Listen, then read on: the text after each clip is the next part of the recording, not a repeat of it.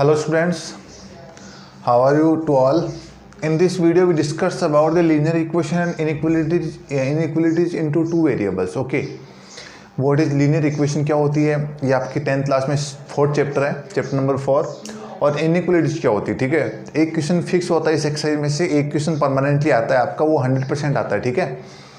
देखो स्टूडेंट्स, अपन इक्वेशन के बारे में क्या जानते हैं, कितना क्या जानते हैं, ठीक है। इक्वेशन को अगर सॉल्यूशन चेक करें, देखो ग्राफ पे अपन को इक्वेशन सोल्व करनी होती है। ग्राफ पे अपन सोल्व करने से पहले ही अपन उस इक्वेशन का अगर सॉल्यूशन चेक कर लें कि इस इक्वेशन का सॉल्यूशन किस टाइप का निकलेगा और इसकी ग्राफिकली रिप्रेजेंटेशन क्या होगी।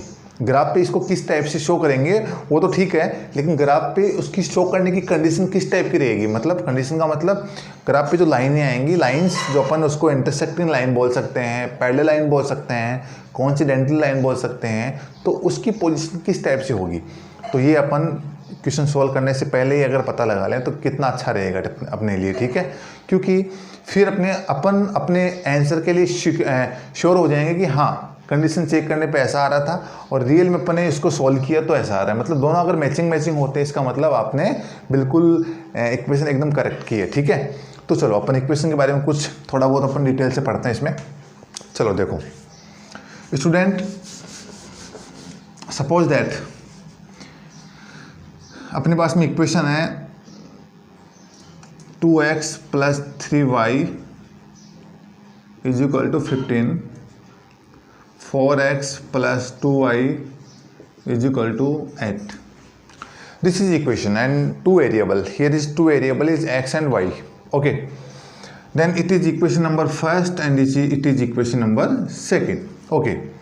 अभी अपन इक्वेशन के सॉल्यूशन चेक करते हैं, ठीक है। सॉल्यूशन किस टाइप का निकलेगा और इसकी ग्राफिकली रिप्रेजेंटेशन किस टाइप की होगी, ठीक है। तो अपन कुछ फॉर्मूला क्या, इसमें कुछ स्टेप्स अपन यूज करेंगे। चलो देखो, a1/a2, b1/b2 and c1/c2। Okay, second condition a1/a2, b1/b2, c1/c2। a1/a2, b1/b2 and c1/c2। Okay students, इसमें अपन साइन यूज करेंगे। देखो यहाँ पे साइन यूज करता हूं मैं।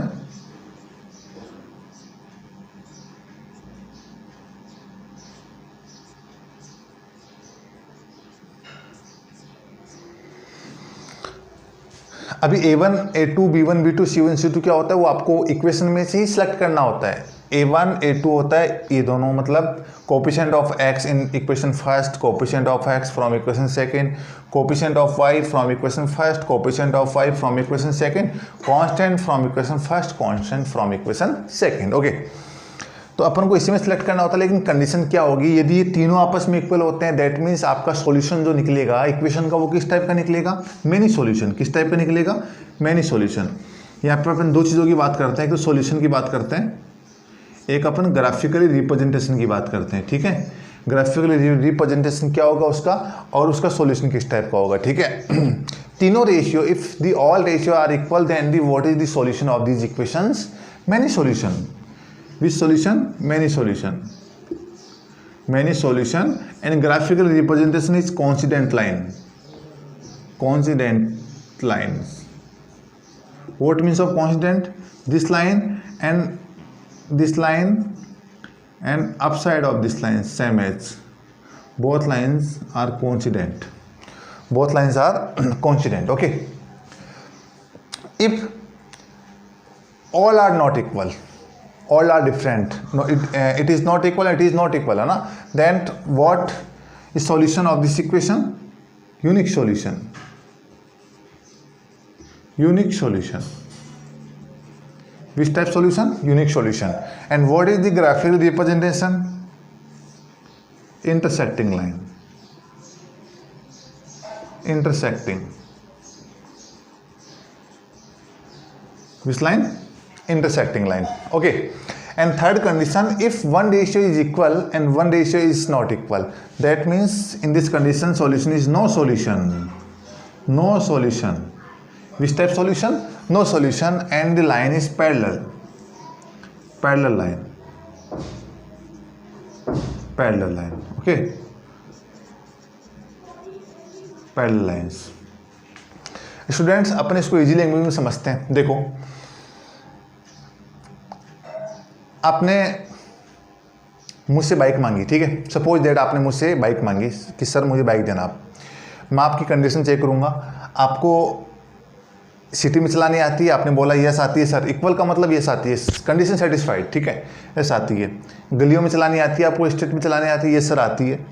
जहाँ मिट्टी ज़्यादा वहाँ चलानी आती है। तीनों कंडीशन सेटिस्फाइड कर रहे हो आप, इक्वल इक्वल इक्वल, तो मेरे पास में बहुत सारे सॉल्यूशन रहेंगे।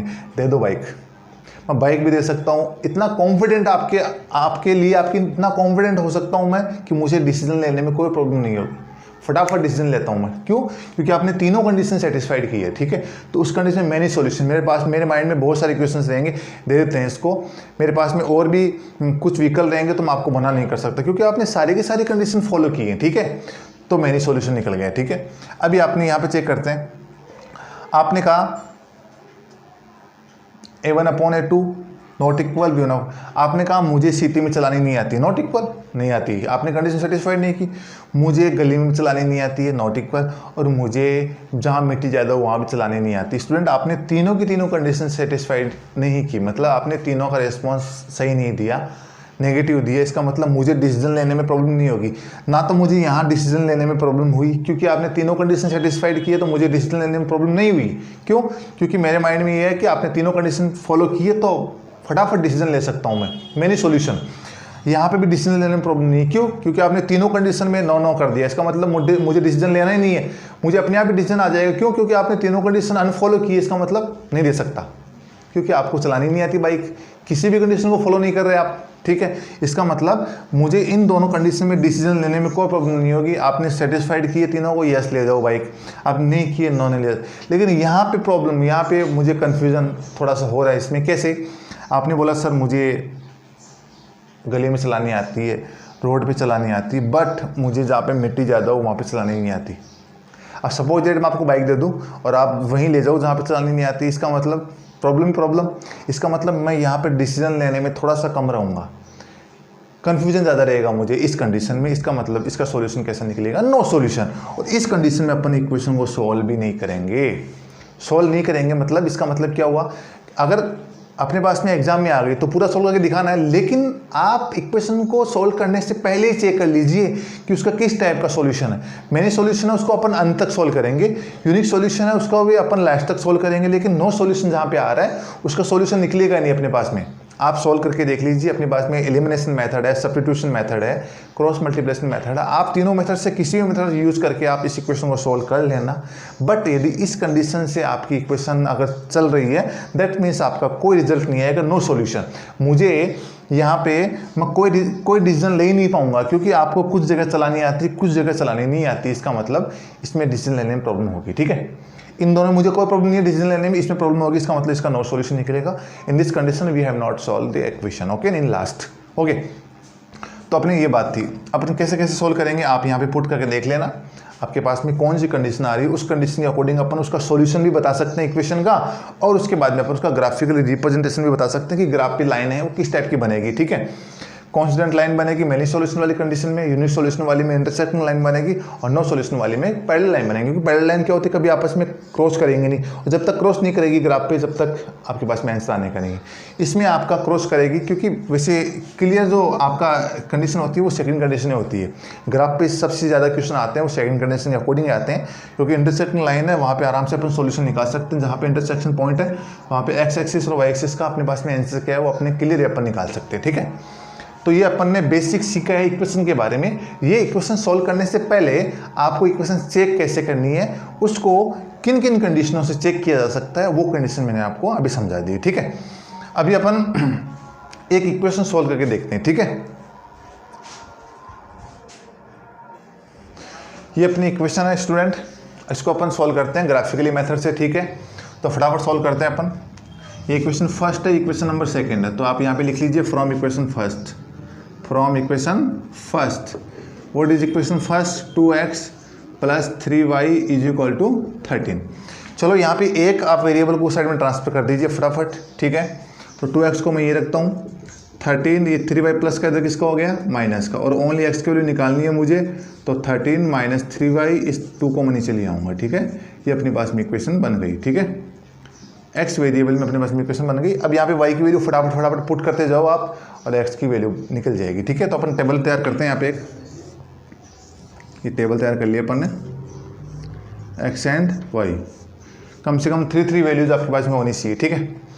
अब देखो यहाँ पे y की वैल्यू ऐसी रखना, वापस सुन लेना, y की वैल्यू ऐसी पुट करना जिससे ये ऊपर वाली कैलकुलेशन 2 से कंप्लीट डिवाइड हो जाए अपने पास में, ठीक है। तो आपको एक वैल्यू सोच समझ के रखनी है, आगे वाली वैल्यू मैं आपको बता दूंगा कैसे सोल्व करनी है, ठीक है।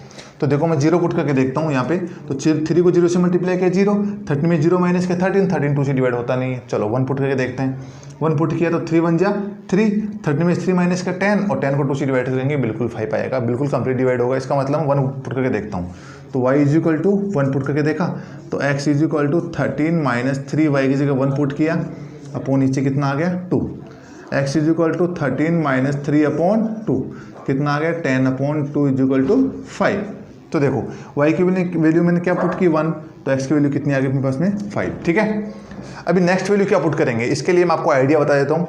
यहाँ पे जो आपने पुट की है और नीचे वाले दोनों को प्लस कर दो आप, 2 और 1 कितना हो गया 3, आगे वाली वैल्यू क्या रख दो आप 3 रख दो, ठीक है। चलो रखते हैं यहाँ पे x is equal to 13 minus 3, वापिस से अपन क्या रखेंगे 3 upon 2, x is equal to 13 minus 3 3 जा 9, 9 upon 2, x is equal to 4 upon 2 is equal to 2। चलो y की वैल्यू अपन ने क्या पुट की 3, x की वैल्यू कितनी आ गई 2। अब नेक्स्ट वैल्यू निकालने के लिए इन दोनों को प्लस कर दो, 3 और 2 कितना हो गया 5, नेक्स्ट वैल्यू क्या रख दो आप 5 रख दो। चलो रखते हैं x is equal to 13 minus 3 5 रख दो upon 2, x is equal to 13 minus 3 5 जा 15 upon 2, x is equal to minus 2 upon 2 is equal to x is equal to कितना आ गया -1। y की वैल्यू क्या रखी है अपन ने 5, x की वैल्यू कितनी आई 1। टेबल नंबर फर्स्ट अपने पास में रेडी हो चुकी है, ओके। अब फ्रॉम इक्वेशन सेकंड की बात करते हैं, चलो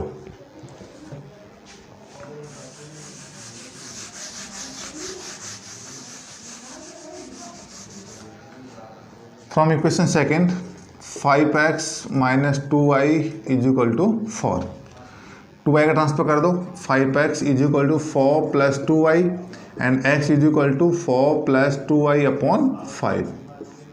यहाँ पे आप y की वैल्यू पुट करते जाओ, ठीक है, और ऐसी पुट करनी है जिसकी ऊपर वाली कैलकुलेशन नीचे 5 से कंप्लीट डिवाइड हो जाए, ठीक है अपने पास में।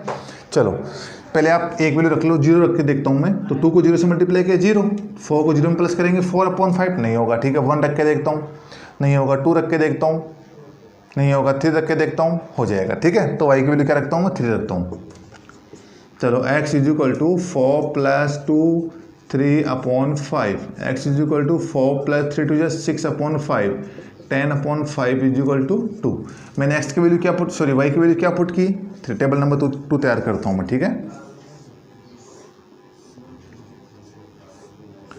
y की वैल्यू क्या पुट की 3, x की वैल्यू कितनी है अपने पास में 2 आ गई। अब नेक्स्ट वैल्यू पुट करने के लिए क्या करना पड़ेगा, प्लस करना पड़ेगा, ठीक है। 5 और 3 कितना हो गया 8, चलो पुट करते हैं, y is equal to 8 put करते हैं, यहाँ कर लो x is equal to 4 plus 2, यहाँ 8 पुट किया अपन ने 5, x is equal to 4 8 2 16 upon 5, 20 upon 5 is equal to 4। y की वैल्यू क्या पुट किया अपन ने 8, तो x की वैल्यू अपने पास में कितनी है स्टूडेंट 4 आ गई, ठीक है। नेक्स्ट वैल्यू पुट करते हैं, अब इनको प्लस कर लो, 8 और 5 कितना हो गया 13 पुट कर दो, y is equal to 13 put करने पे क्या आएगा x is equal to 4 plus 2 13 upon 5, x is equal to 4 plus 13 2 जा 26 upon 5 and 30 upon 5 is equal to 6, okay.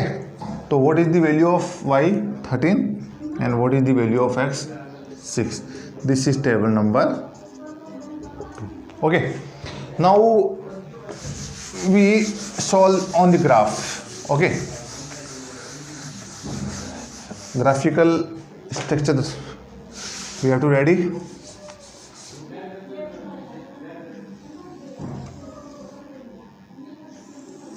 okay, this is y axis,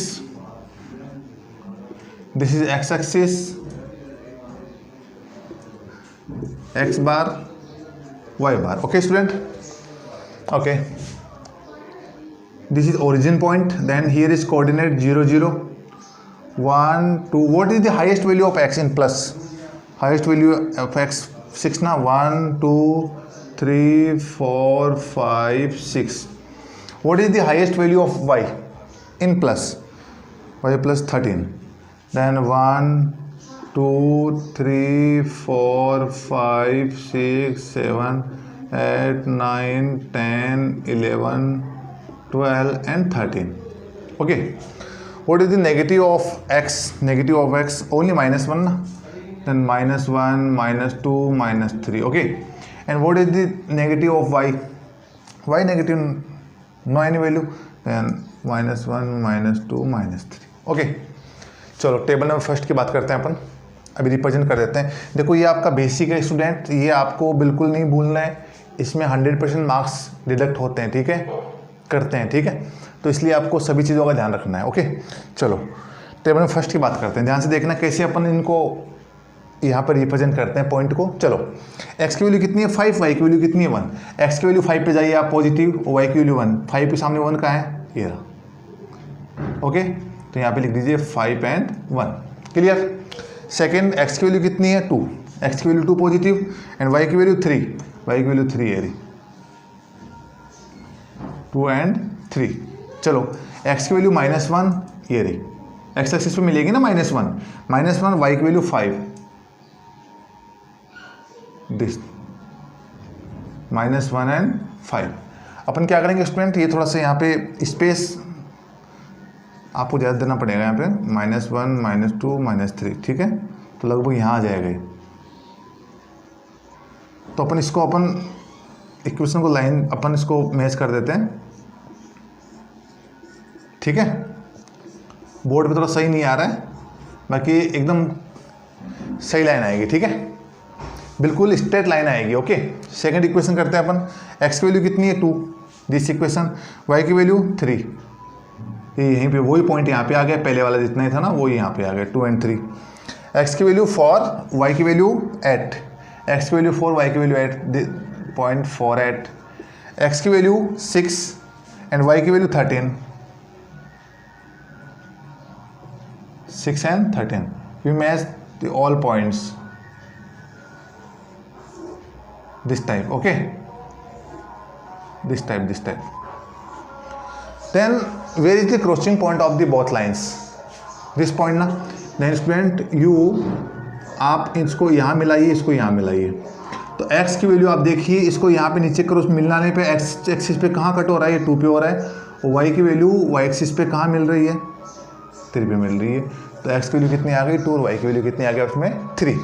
अब इसमें कुछ आपका थोड़ा सा इसमें पेंडिंग हो रहा है, क्या पेंडिंग है इसमें देखो, ये लाइन थी आपकी फर्स्ट लाइन थी, वो कौन सी इक्वेशन की थी, इसकी थी, तो इक्वेशन यहाँ पे लिखना जरूरी है, 2x + 3y = 13, इस लाइन पे लिखना आपको 2x + 3y = 13। ओके, और ये जो लाइन आपकी दे रखी है आपको, ये कौन सी इक्वेशन की, सेकंड इक्वेशन की, तो सेकंड इक्वेशन क्या है 5x - 2y = 4। ओके स्टूडेंट्स, अभी आप इन वैल्यूज़ को चेक भी कर सकते हैं कि अपनी वैल्यू सही है गलत, आप इक्वेशन में पुट करके देख लीजिए।